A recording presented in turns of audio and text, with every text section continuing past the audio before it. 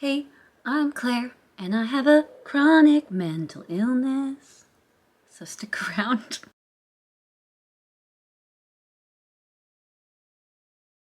Hi guys, it is Claire. This is my channel, Woodshed Theory.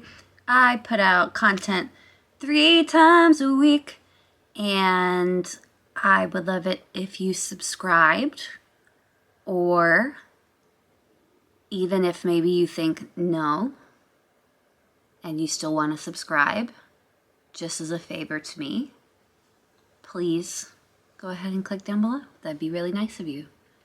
Really helps me a lot. Excuse my unkempt appearance, but I wanted to make sure I'm making videos again, and I am still in the unpacking, inside outside work for days stage of our relocation. So this is how I look today. And if you want to see me with mascara, I will put a link to a video where I'm wearing mascara, but that's just not how it went today. So here we are. Today I wanted to talk about something that I have been going through, and as many of you know, one of my main reasons for starting Woodshed Theory is to talk about ASD, autism, and autism awareness in adults and help people in that way. But you also may know that I suffer from a chronic mental illness called obsessive compulsive disorder, which I'm in treatment for, and I take that treatment very seriously. What I wanted to talk about today is that I'm struggling.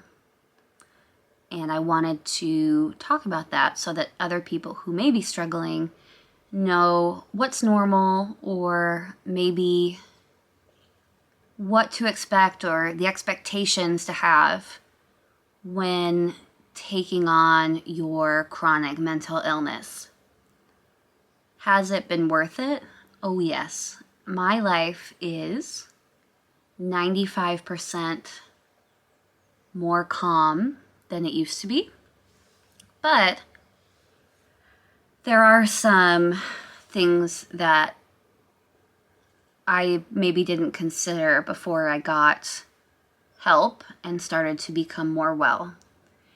And one of the things that I hadn't considered and have had to come to terms with that is really difficult for me is that I will always have obsessive compulsive disorder. I've just been sick since I was a little girl with it, and I can learn to manage it. I can take my medication, but that doesn't mean that it's not going to be there. There might be times where, and there have been times, and it's been so wonderful, where I forget that I have a mental illness and I'm able to see things clearly and just live my life. And those are the moments that I know everyone who's working on themselves and suffers from a mental illness, those are the moments that you work towards. The moment where you can just forget that you're sick for a little while. But recently, I'd say during our move, I thought that I was going to be all set because I have worked really hard and I'm still getting support, that I just had not considered that moving was going to set off my symptoms in such a way that I would be so affected. Before I moved, I would say that my anxiety level, OCD symptom level, before I got help was probably 12 out of 10. I just lived in a constant state of panic. I'm trying to think of what I would compare the anxiety feeling to. If you have ever been on a roller coaster and you're right about to go over the big hill and you feel that anticipatory, anxious feeling, that's really how I was living my life all the time. And I just didn't know that there was any different. I just thought that that's how everyone lived. So after about 2.5 years of treatment, I would say that some days it's at a 2 out of 10, 3 out of 10. So major progress, and very grateful for that. During the move, I feel that it has seemingly out of nowhere, even though I know it's not out of nowhere, 9 or 10 out of 10 as far as my symptoms and the amount of distress that I've been under. So I wanted to just kind of talk about that and let people know that during times of high stress and change, at least with obsessive compulsive disorder, I think it's normal to experience a rise in symptoms because OCD is at its core an anxiety disorder. And when you are going through stress and anxiety, it tends to rear its ugly head.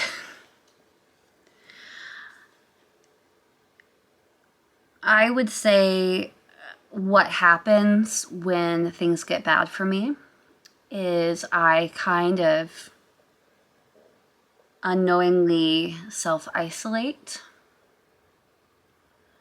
I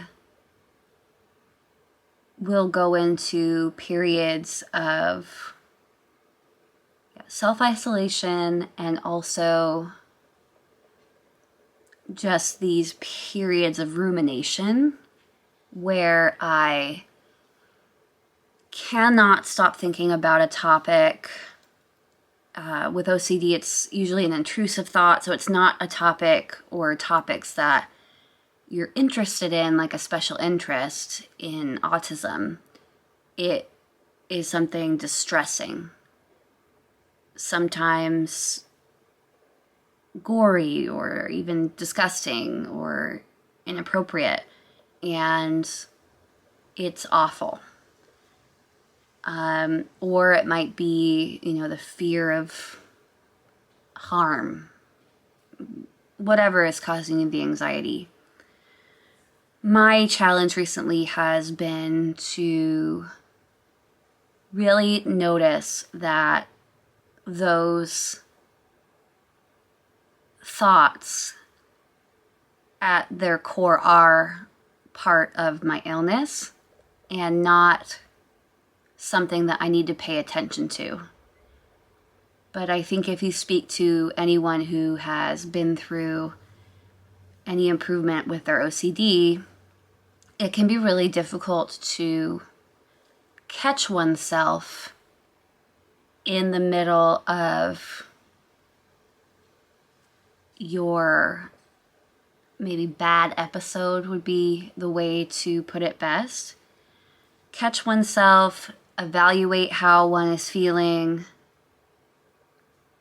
work on your, coping mechanisms, whether that be meditation, breathing exercises, exercise, taking those moments and recognizing them in order to get better. it can be really hard to know when it's happening because you're so focused intently on this distressing thought in your brain. And knowing that it's happening is kind of the first step to saying, okay, well, what do I do now? I'd say this is the first time I've been through a really rough patch like this where I have felt a little bit more in control of my illness and my symptoms, and more able to take a step back and address it. It's also a really difficult thing to go through because in OCD, you can cycle through different distressing thoughts. Your brain gets stuck on one topic or one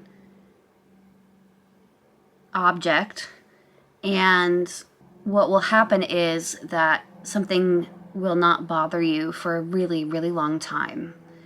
And you'll think, as I have, and a lot of people I know, you will think that you have recovered from that portion of your mental illness. And it's just not, it's just depressing because it's not necessarily true. And it can be really distressing when something that you thought was dead and buried and you've moved on comes back with such a vengeance, and you're just right back to where you used to be. You can handle it differently, but it's both a comfort knowing what's going on and also something painful. Being mentally ill is really draining and tiring, and it just feels like all of your energy. And then when it comes back, it's like, for what? What's the purpose of getting better if it's going to come back? What's the, why try? Now, through time and therapy, I understand that these things do happen, and it's a normal thing within mental illness to have periods where things are good and where things are really bad. And learning how to manage is really the best thing that you can do. But yeah, I just wish it could be different. I wish there was just a pill that you could take and it would take your illness away. And medication can help with OCD, and it does help me significantly, but I must be really, really stressed out inside to be going through the kind of symptoms that I'm going through now. So I wanted to just have a quick chat with you about that and let other people know that people go through this, and that especially in the autistic community, it's not that uncommon to also suffer from obsessive compulsive disorder.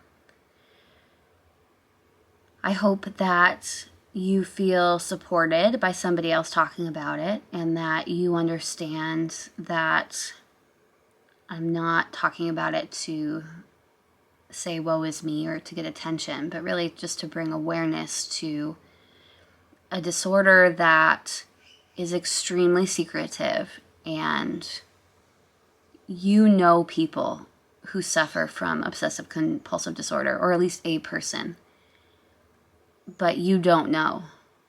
And for most people who suffer, it isn't the, outwardly facing disorder that is depicted on TV and movies, where you would know because of their outward behavior, whether that being a germaphobe or whatnot.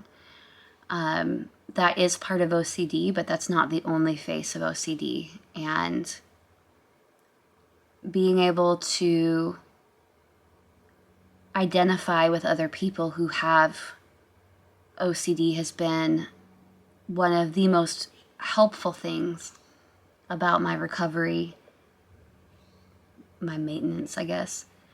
And that's just because it is such a secretive disorder and you really feel alone, like you're a crazy person by yourself. And meeting others and connecting with others who are going through the same thing and having the same horrific thoughts that you're having, it can be really scary, and you might not want to tell anybody that that's what you're going through. So yeah, here I am just trying to spread the word, trying to manage my anxiety. I would be lying if I said I haven't asked for reassurance or done any checking. I have. It's not great right now. But I feel, as far as like picking out a good thing, I feel happy that I've gotten to the place where I can more easily identify when I'm experiencing symptoms, and I can feel more in control of my thoughts and feelings and myself. And for that, I'm very grateful. So I hope that you have a good Wednesday. And if you have any questions about autism or OCD, please go ahead and leave them in the comments. I love you guys so much. Thanks for the happy welcome back, and I will talk to you on Friday.